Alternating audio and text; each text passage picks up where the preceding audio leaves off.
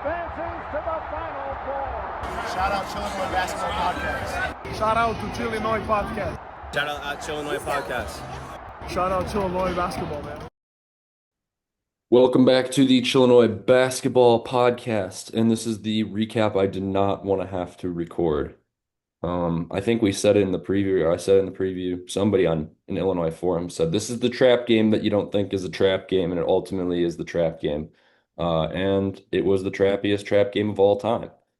The Illini lose 95-94 in their second leg of their West Coast trip to the UCLA Bruins, who are fighting hard for Mick Cronin. Mr. Angry Elf Mick Cronin and his team finally get a win after two blowout losses by a combined score of 56 points total. They got the ship right against the Illini. It was our old friend Sky Clark leading the offense and Eric Daly Jr., who I don't think either of us pointed out in the preview, which tends to be the case with Illinois anyhow. Oh, shoot. Sorry. I've got an ad going on. Silly ESPN. Anyways, Eric Daly Jr. was really the kryptonite for the Illini yesterday. And as I was saying, he is not the guy either one of us picked, which typically is the case when the Illini have a bad game or a poor defensive game. It's usually the guy that you can go three or four players down the roster and be like, this guy could hurt you, this guy could hurt you. And the last guy you would pick is the one that hurt you. Eric Daly is shooting 29% from three this year. And in yesterday's game, he was 3 for 6, and he hit some big ones on the stretch. Oh my God, these ESPN ads are killing me. You gotta get out of ESPN. Yeah, I gotta log out of ESPN, I It guess. sounds like you're being abducted by aliens or something. No, I'm getting the like you can Venmo this or you can Venmo that. I will say ESPN needs to chill with the ads. I mean, you can't even pull up a box score without 14 different pop-ups, and you can't pause them because they just replay. They keep replaying, so I know exactly what you're going through. Yeah, it's like I don't need to see Eric Daly Jr. throw down powerful dunk versus Rutgers Scarlet Knights. That didn't happen. Not last night at least. Anyways, poor performance, not all around because the Illini were up 23 points in the first half. They were up 33-10, which does make this the largest comeback for a team against a top 10 team in AP poll history, which is the wrong side of history that the Illini are on in this one. The first half they looked really good though. Ben Hummerkaus was 4 for 4 from three. Everybody was shooting really well. The offense was spaced well. It looked like we were going to blow them out like we did against USC. I personally, I got to admit, I wasn't watching the game. I was at the DePaul game myself, which was another tough loss to take against Providence. But I did see the highlights. And the first half and the second half, just like completely different team. Disorganized in the second half on defense. I thought UCLA did a really good job of kind of matchup hunting in the second half. They got Bilodeau going. They got Daly going, obviously, or Bailey, I'm sorry. They kind of did what the Illini do so well sometimes, and the Illini did it against Indiana when they were seeking out Connor Enright in that David Mirkovich matchup. That's how UCLA hurt the Illini with Bilodeau. That was really prominent to me from the highlights in the second half, and just it's. I'm going to ask you this question, Noah, to get your first take on this. Was this a team collapse, or is this one on Brad Underwood? Sorry, I gotta mention this because this just came across my phone. David Mirkovich he needs to chill on Instagram. Snow Oh Bunny no. University posted University of Illinois, we see you. And David Mirkovich is all over this post. And it's, it's attractive women. We'll leave it at that. And they're Illinois students. And Mirkovich is liking the post. And listen, I'm glad that the loss ain't hurting his confidence. It's not hurting Oh, I his thought he ego. was going to be posting like a sad Juice World song or something. No, he's all up in that post. He's liking it. He's representing. And listen, I mean, I don't want him to get his confidence down. We need him for the Michigan game. I'm already looking at this game. I mentally blocked it out. It didn't even happen in my mind. I watched the first half. We started to collapse at the end of the first half. I got kind of worried. And then I stopped. I didn't tune in right away at the second half. By the time I turned it on, we're losing. And I'm like, okay, well, this isn't going good. And from there, it was just embarrassing. I mean, you score 90 something points and you think, oh, there's no way we're going to lose if we score 90 points. But the defense was just, it was like non-existent. And it was pretty funny too because I thought Mick Cronin kept his composure. You know, there was that play where Mert got elbowed in the back of the head, and I'm like, he should eject him out of the game. You know, it's like Mick Cronin wants to be this big tough guy. Oh, but when it's your best player doing it, then you don't want to eject him. That would have been funny though. 2 games in a row, he ejects his own player. It would have been wild. But I mean, I'm honestly depressed from this game. It was a terrible loss. I mean, third overtime loss this year. Fourth, It's actually. fourth. Yeah, they We're- lost to Nebraska in overtime, Michigan State in overtime, Wisconsin in overtime, and then UCLA in overtime. Dude, that's insane. And how many 1 point losses? It's more than one. This This one, Nebraska was a three-pointer, so that was a three-point loss. well, we'll say last second shots. I mean, multiple games Yeah, they've lost on last second shots, which is just so disheartening. I mean, it's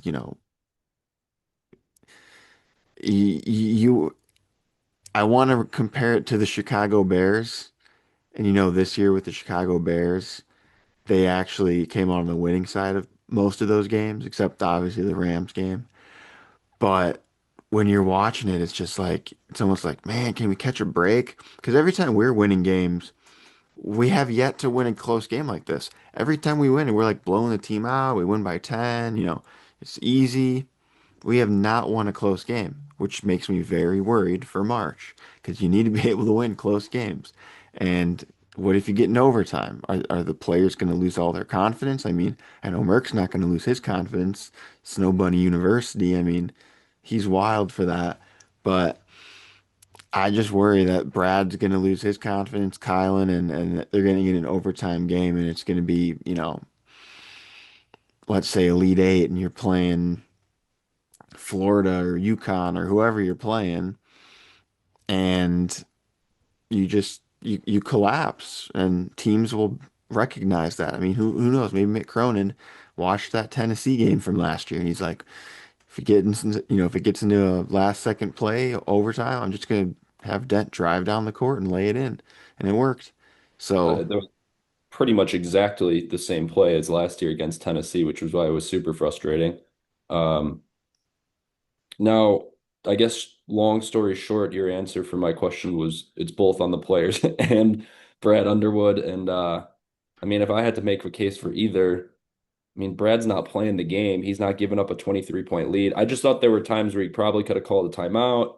Um, I'm not really sure why he called a timeout before UCLA got the ball back, and then all they drew up was for Donovan Dent. I mean, UCLA drew that up, but Illinois called a timeout before that last shot by Dent, and they didn't set up any defense. It was like, what was the defense we well, I tried to gotta set say this. I gotta say this. UCLA, so they have the ball, 5 seconds. They have their play drawn up. They got like 3 or 4 guys at half court, whatever they're gonna do. Brad calls a timeout because he sees, he's like, oh, I read Mick Cronin's mind. I read his play. I know what they're gonna do. So then Mick Cronin changes up his play, and then he does the one-on-one with Dent. And you think, well, what if Brad Underwood never calls that timeout? What if they go with the original play and it doesn't work? I mean, 9 times out of 10, UCLA does not score with 5 seconds left. It's just very difficult to score with 5 seconds full court. But you wonder if Brad doesn't call that timeout, what play do they originally try and run? Is it because from what I saw on the TV, it almost looked like they kind of had 3 or 4 guys at half court and they were gonna just scramble around for the ball. But I knew the play was collapsing when Andre got laid out. I mean, he didn't get laid out, but he ran right into that guy and just, you know, Dent has an easy drive to the basket, and then it's like it's up to Big Z, and you're just like, oh my God. And Big Z just I didn't see exactly what happened. He just missed it. I mean, He you hope made you're 7'2" guy. arguably he made the worst attempt at blocking a field goal I've ever seen in my life. At Um, that point, just foul him and make him earn it. It's like, oh man. well, I think the whole, I mean, there a few things went wrong on that play. Kylan never really picked up the ball. Donovan Dent got going. Andre stumbled. Ben never came over to help. And then at that point, you're relying on Z to at least like shot contest.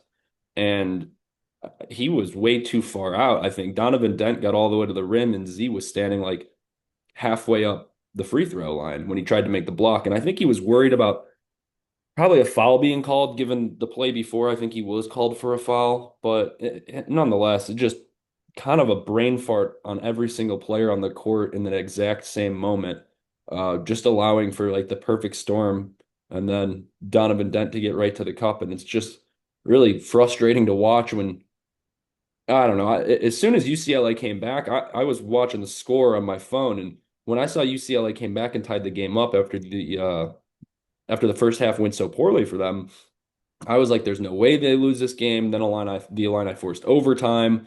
Then Keaton Wagler gets that putback after the Ben Hummerkaus shot that he missed. And I was like, well, I guess we finally got a break to go our way.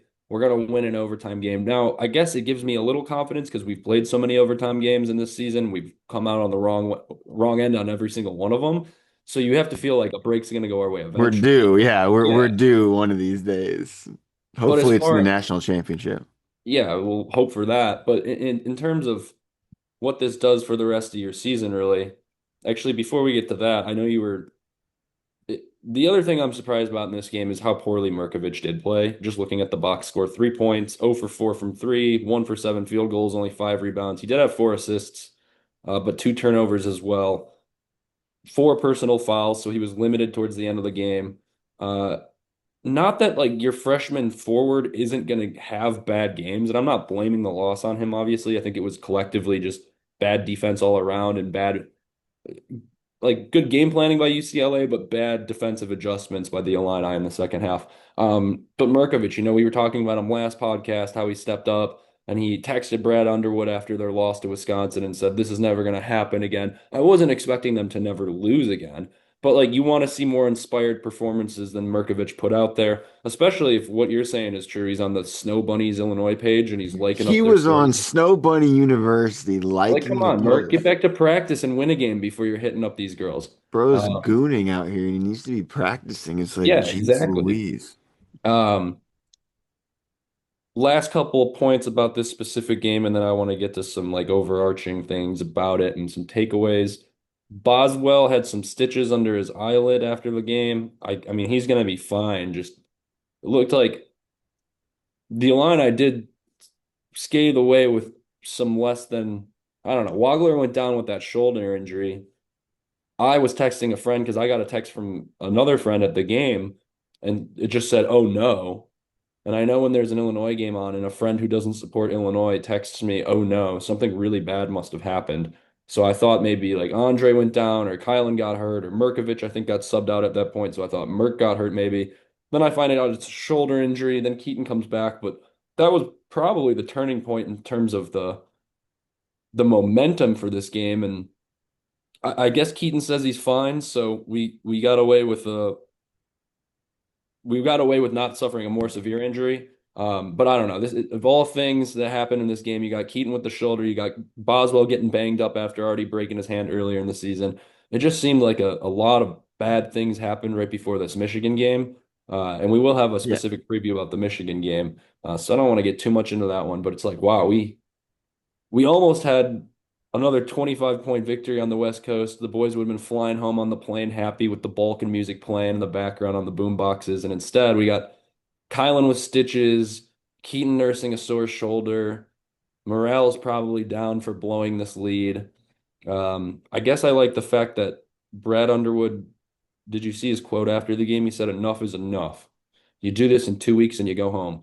So, I mean, Yeah, great. Enough is enough. I agree. So I stop agree freaking too. losing. I want Brad to take a little bit more accountability, especially after calling the timeout right before they scored the game-winning basket, UCLA at least. It's like what was our defense that we called there? But I do like the emphasis on Well, enough is enough. Brad was like, okay, so he reads Mick Cronin's play, calls a timeout.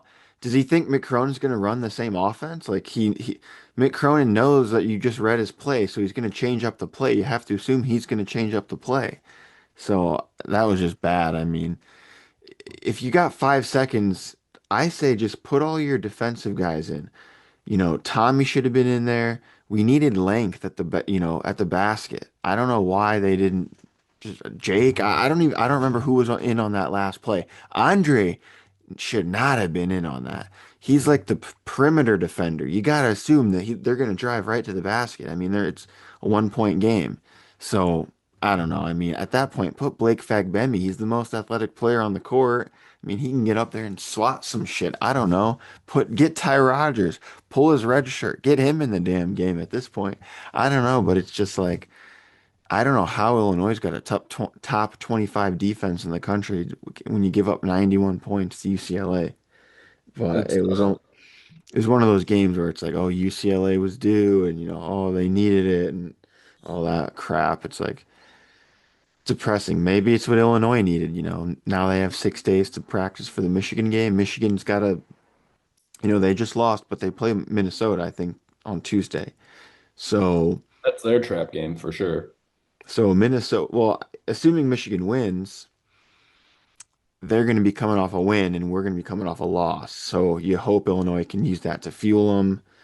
I don't know. I mean, this one just stings. It derails any chance you had of becoming a 1 seed. You pray and hope that you can still remain a 2 seed. I think they can. I mean, they have to win the Michigan game, obviously. If they win the Michigan game, essentially, if they win out, they'll probably get a 2 seed, which they need to have. What was their seeding in the Terrence Shannon Jr. year? Was that a 2 or a 3 seed that year? I almost want to say they were a 3 seed They were a 3 seed. because I think Iowa State was the 2 seed and UConn was the 1 seed, right? That would make sense, yeah. So if they can get the 2 seed, I think you're sitting pretty in March.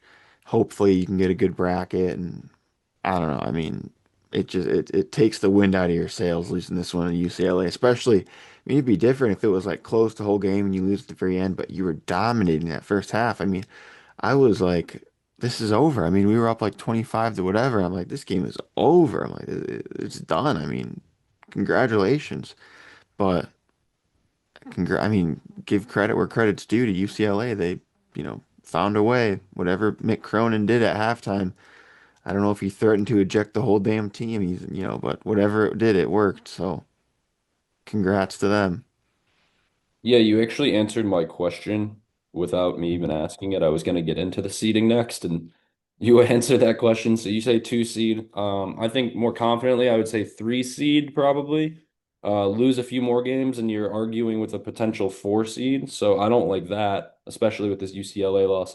Um, I'm not gonna get into my prediction for Michigan, but I don't necessarily see us coming up on top in that game. So that's why I'm saying confidently 3 seed right now. It could move up to a 2 seed if you win the Big Ten tournament, but at that They didn't point, look all that hot against Duke. I mean, they only scored like 60 points or something. So yeah, Duke I don't is know. Duke is really good. Um, Yeah, Duke is really good, but Illinois can score a lot. I mean, even this UCLA game, they they they still scored 90 points, but it's yeah, just their defense was cheeks. yeah. And so I think the 3 seed is where I'm going to put them at right now. 2 seed if they do beat Michigan. It just bothers me. Like every time this Illinois team gets rating or ranked into the top 10, I forgot exactly what I texted my dad last night. It was something in a fit of anger, but it was pretty spot on. And I don't know historically, but it just feels to me like every time this Illinois team is a top 10 ranked team, they give somebody like a must-win game. They give somebody a must-win win. It's like UCLA won that game. Now UCLA is for sure in the tournament. Last year I think they had a loss. It was a little bit like, I mean, I guess USC didn't get into the tournament because of that win last year, but it just feels to me like whenever the Illini have a moment in the top 10 rankings, it's like they give away a game to somebody and like if we had just lost the Michigan game, we'd still be in the top 10 by the end of the season, you know what I mean? This one just stings a little bit more. Let me pull up the exact text. Something like I said we've got to be the worst ranked top 10 team or better in the last 4 years. Whenever we're ranked at the top 5 or the top 10, we give away wins like we're the Oprah Winfrey show. That was my exact quote. So as you can tell, I was pretty pissed off. After watching two losses last night, man, I went to the Well, I DePaul was gonna game. say, yeah, you're at the DePaul game. DePaul lost. That was a tough. Well, the Providence had like seven total players on their roster for the game. They were playing walk-ons that hadn't played all season. DePaul had a chance to win it. Providence is not a good team either. No, So Providence is really bad. I guess the highlight of my night, like I pointed out earlier, was this got this cool Michael McDowell DePaul NASCAR that raced in the street race last year in Chicago. That was the highlight of my evening. And the Girl Scout cookies they were selling at Wintrust Arena after the game. That is a good business tactic. I don't know who came up with that. Um, the girls, bro, they're like, we gotta go sell at the DePaul game. yeah, I mean, it was a smart tactic. I would imagine it would be better at like a more hectic and like a fan base that was like more involved in their basketball team. Like if you go to Mackey Arena or sorry, at State Farm Center and you sell Girl Scout cookies to drunk students, you know how many boxes I would have bought? I would have spent like the remainder of my college funds on Girl Scout cookies if I was buzzed up enough after a game and they had won or they had lost. They would be comfort cookies, I suppose. But anyways, the Illini are now up to, they're still number one in offensive efficiency in Ken Palm. They've like gone up since the last time we spoke.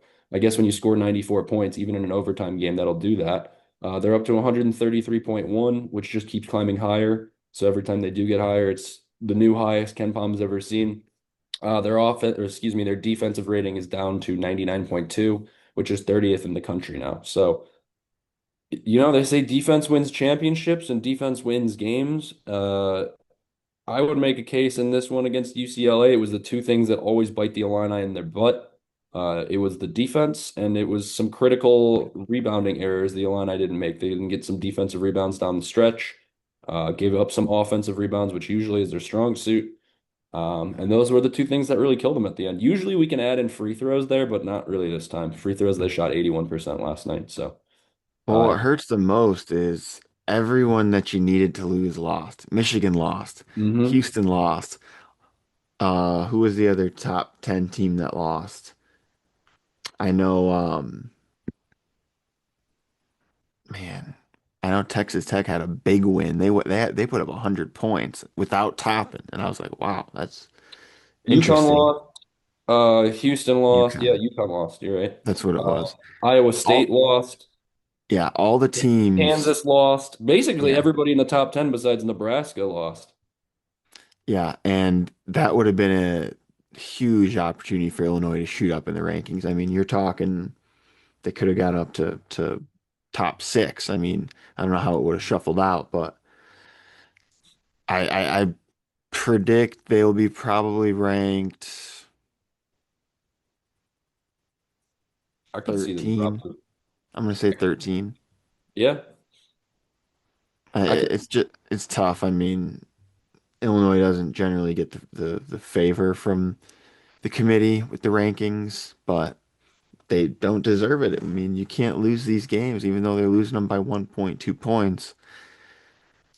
Michigan, that's the difference. Michigan, you could make fun of them all you want for those Wake Forest games, but they were winning those games. Even though they were close games, they were winning those games. Illinois can't win them. So you just hope the Michigan games will blow out for Illinois and not close, because God forbid, buzzer beater. Could you freaking imagine buzzer beater 3-point shot by Marez Johnson Jr. to win it for Michigan? Come on now. Let's not put like bad manifestations into the He's a air. shooter, man. He's a No, shooter no, he's now. not. He did save Yaxel Lendenberg's life yesterday in the post game conference. What was that? What was all that about? I saw that all I over don't on know. I Twitter. sent that to other Noah, who we will have on our Michigan preview, and I'm growing more and more concerned by the day that it's just going to be you two screaming at each other the whole time, and I'm gonna have to kick somebody off the podcast just to get a word in. Um, but yeah, Yaxel like was asked about Cameron Boozer's game, and he just started like smiling. He like made a funny face, laughed, turned away, went like this, then laughed again, and then Merez stepped in and answered the question. Michigan fans are taking it as like, oh, he was just so blown away by his game. He just didn't have words. He was speechless. I was like, you're telling me he was glazing the man? He was just defending for the last 36 minutes of a basketball game? Yeah, right. In my take of it, he thinks Cameron Boozer's like a foul flopping like rage baiter to the refs, and he gets more free throw line baskets than he should and more points. He's like stat inflating because he gets fouled so often. That seemed to be more likely the case for me, but in my opinion. But enough about Michigan basketball. We will be facing them on Friday. I think last podcast I said it was a Saturday night game. It's a Friday night game. We will have a full preview with Noah Shanker for that one. It's going to be Noah on Noah Crime on the Chillinois Basketball Podcast. It'll be our first guest in a while. So get excited for that one. If you enjoy watching Noah Morgano talk loudly, Noah Shanker can talk just as loudly and just I as don't talk that loudly. no, but you get angry. You're like, we could set you off about Morris if we want to, and he'll Well, get well, just that's what upsets me about the UCLA loss is because what would a Mick Cronin have done if they lost that game? I mean, I would have loved to seen the press conference after the game. Would he have yelled at another reporter? Would he have accused someone of raising their voice? We missed out on some golden material there, which is kind of a bummer. But Mick Cronin, that his whole career was riding on that game. Let's be honest. I mean, he had to come out. He did the whole apology tour. He's like, "I'm sorry. I need to be a better person." It's like, yeah, we've been telling you this for years now, pal. So his whole career was riding on that game. So, I guess good for him. He'll remain the head coach for a little bit, at least for the end of the season.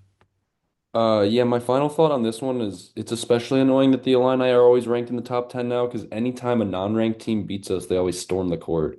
And it just doesn't feel like that special because I feel like the Illini are always losing these games. But I guess if you're UCLA and you knock off a top 10 opponent and it pretty much solidifies your NCAA resume, uh, if you're a fan of UCLA basketball, you would rush the court. I'd be just as hyped for them. But anyways, the Illini lose a heartbreaker to UCLA on a last second layup by Donovan Dent. They lose by a final score of 95 to 94 in overtime. They dropped to 13 and 4 in Big Ten play, which now it's still in second place just because they have that 13th win above everybody else. Everybody else with 12 losses is sitting right behind them. But it's getting a little bit more worrisome. Oh, Babasic popped up. It's getting a little bit more worrisome. I might have to buy a Thursday ticket instead of a Friday ticket to the Big Ten tournament. So we'll see. I was going to ask you in the Michigan preview before we bring the other Noah on. Is it about time we sacrifice him or Babasic? yeah? I mean, I think if we should let that's it what it ride. takes, if that's what it takes to beat Michigan, I will do it gladly, live I on the think air. I think if we're down to Michigan, you should like smash him at halftime or something. I I don't could know. I could break this with my bare hands. I mean, maybe I karate chop it or something. I I could would shoot think it. I I have guns. I that could seems shoot it. excessive.